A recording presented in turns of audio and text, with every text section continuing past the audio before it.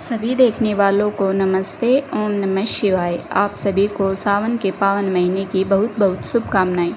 भोले बाबा के मन पसंदीदा महीने का आगमन हो चुका है, जिसमें भोले बाबा की पूजा का विधान आता है। वहीं पर विधान आता है उपवास का। उपवास अपने साथ लेके आते हैं कुछ नियम, क्योंकि यह महीना इतना शुभ है, इतना पूजनीय है, इसलिए इसके नियम भी कुछ खास हैं जो हमें पता होने चाहिए। तो आज की इस विशेष वीडियो में मैं आपको यही बताने वाली हूँ कि कैसे सावन सोमवार के उपवास लिए जाएं, क्या खाना शुभ है, क्या निषेध हैं। बहुत सी चीज़ें ऐसी हैं जो इस उपवास में खानी बिल्कुल निषेध कही जाती हैं। उपवास लेने से पहले आपको उन चीज़ों का पता होना चाहिए जो आज की वीडियो को बहुत ही विशेष बना देता है। वह है संकल्प विधि। सावन का जो उपवास होता है, इसमें संकल्प लेना अत्यंत आवश्यक हो जाता है। तो आपको संकल्प विधि भी बताने वाली हूँ। जिनका उपवास है उनके लिए भी वीडियो बहुत खास है। जो उपवास नहीं ले सकते किसी वजह से, ये उनको भी कुछ खास नियम बताने वाली हूँ। तो आपको आज की यह वीडियो अंत तक देखनी है ताकि आप सभी नियम अच्छे से जान सके। आइए चलते हैं। आप सब कुछ जानने तो सबसे पहले आपको संकल्प विधि मैं बता देती हूँ। तो जिस दिन आपका उपवास हो, सुबह उठ के आपको नहाना है। सबसे पहले यदि गंगा जल के पानी से आप नहा सके तो बहुत शुभ है। उसके बाद आपको साफ़ कपड़े पहनने हैं। अब आपको या तो पूजा स्थल पर बैठ जाना है संकल्प लेने के लिए, या आप किसी शिवालय में भी जा सकते हैं।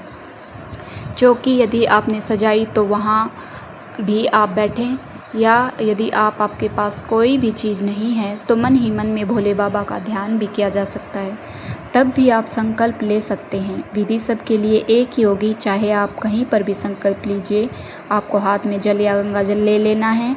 अब आप संकल्प लीजिए। जैसे मानिए आपने उपवास लिया है, तो उपवास आप कैसे लेंगे? पानी पी के, बिना पानी पी के, मीठा खा के, या कुछ नमकीन खा के। यह सब चीज़ें आपको अभी वीडियो में बताने वाली हूँ कि मैं क्या खाना है क्या नहीं।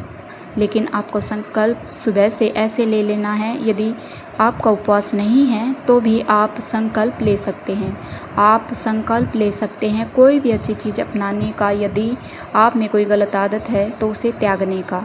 दोनों ही संकल्प लिए जा सकते हैं। यदि आप ऐसा कुछ संकल्प लेते हैं, उसे निभा देते हैं, तो आपको भी उतना ही फलदायी होने वाला है यह दिन जितना उपवास लेने वालों के लिए।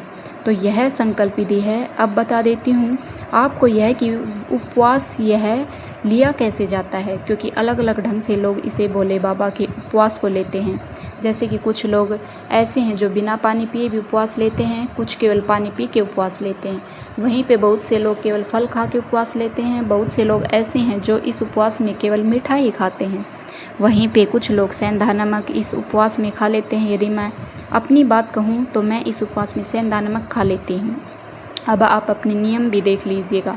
आपकी फैमिली में जो बड़े बूढ़े हैं, जैसे वो उपवास लेते हैं, आपके लिए भी वही नियम लागू होंगे। अब हम उपवास में अब कुछ खाएं, यह भी बहुत से लोगों का सवाल होता है। तो देखिए, उपवास में 1 या 2 दफ़ा खाने का ही विधान आता है। बहुत ज़्यादा खाना उपवास के लिए सही नहीं माना जाता। अब उपवास खोलें कब? मैं अपनी बात कहूँ, हम भी सुबह उपवास लेते हैं, शाम को खोल देते हैं, सात्विक भोजन खा लेते हैं।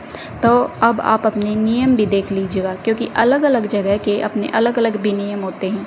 अब यदि आपका यह पहला उपवास है तो आप पहले से अपनी सेहत को देख लिए कि आप इनमें से कौन सा उपवास ले सकती हैं। आइए अब चलते हैं जानने की इस उपवास में आपको क्या खाना है, क्या गलती से भी नहीं खाना, या यदि उपवास भी नहीं है तो भी कुछ चीज़ें बताऊंगी, उनका आप भी ध्यान दीजिएगा।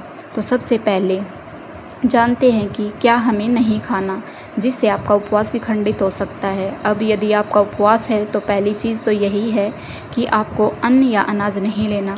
साथ में कोई पैकेट बंद चीज़ भी नहीं लेनी है, उनमें से अन्न की मिलावट हो सकती है।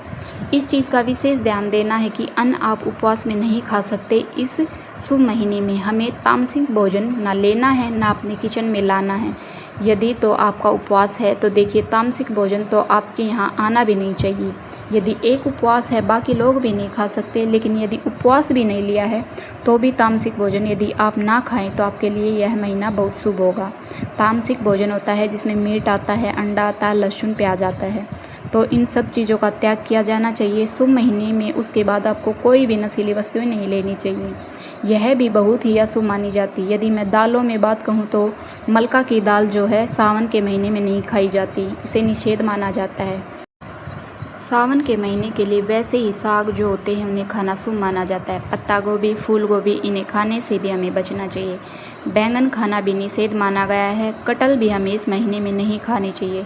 इसके साथ ही जो मूली होती है उसे खाना भी शुभ नहीं माना जाता। इसी के साथ यदि मैं फलों में बात कहूँ तो खटास वाले फल हमें नहीं खाने चाहिए। नाशपाती एक ऐसा फल है जो बिल्कुल ही निषेध कहा गया है सावन के महीने में, इसे तो बहुत अशुभ माना जाता है। तो गलती से भी नाशपाती आप इस पूजनीय महीने में मत खाइएगा।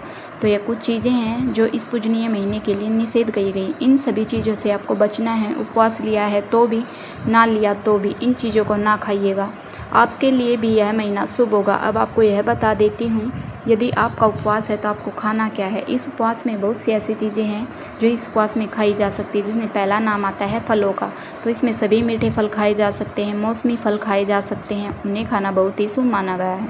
इसके साथ साथ ही उबला हुआ दूध, पका हुआ दूध आप ले सकते हैं इस उपवास में, या उससे बनी हुई चीज़ें भी आप खा सकते हैं। आलू से आप अनेकों चीज़ें बना के खा सकते हैं। ध्यान दें कि जो भी चीज़ बनाएं शुद्ध देसी घी में बनाएं, क्योंकि शुद्ध देसी घी उपवास में खाने के लिए सही कहा गया है। इसके साथ ही आप मखाने की को चीज़ें बना के खा सकते हैं। साबूदाने से आप बहुत सी चीज़ बना के खा सकते हैं। यहाँ की जो घिया कद्दू है वो भी आप उपवास में खाना बनाकर खा सकते हैं। शकरकंदी का भी इस्तेमाल किया जा सकता है।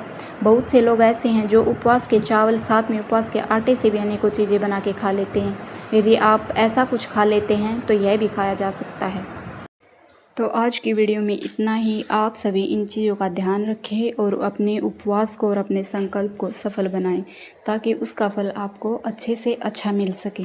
तो आज की ये वीडियो आपको कैसी लगी कमेंट करके ज़रूर बताइएगा, और कमेंट में हर हर महादेव ज़रूर लिखिएगा। धन्यवाद। ओम नमः शिवाय।